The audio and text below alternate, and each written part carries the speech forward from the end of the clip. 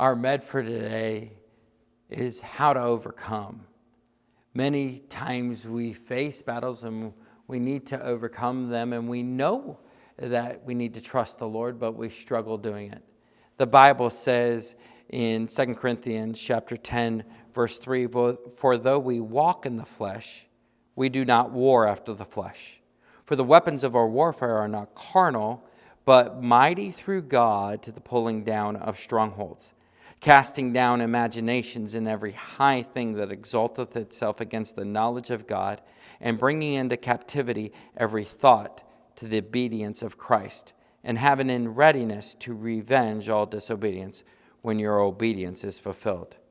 Today, we're going to look at the first step of trying to overcome battles. And that first step is recognizing of who is in control in our life and recognizing when we're in trouble.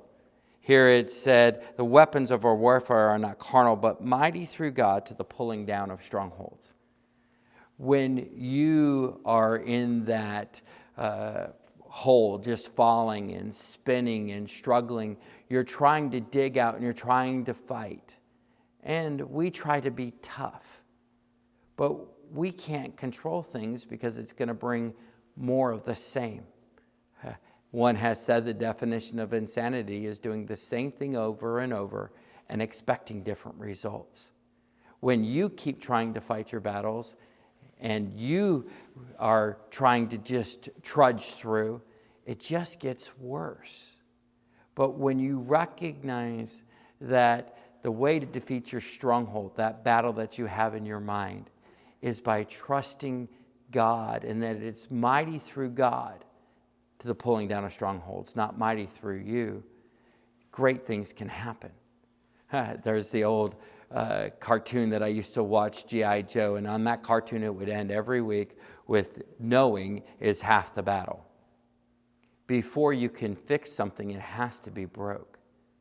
So when you are struggling and you're battling, you need to recognize who's in control. Am I trying to control this situation, or am I trusting God? Am I allowing Him to work through this situation? Am I handling this battle over to God? Ask God to give you victory, and then trust Him to do it. Allow God to cast out the stronghold. It's not your job. It's your job to recognize the problems there and put yourself in a humble position to let God do it.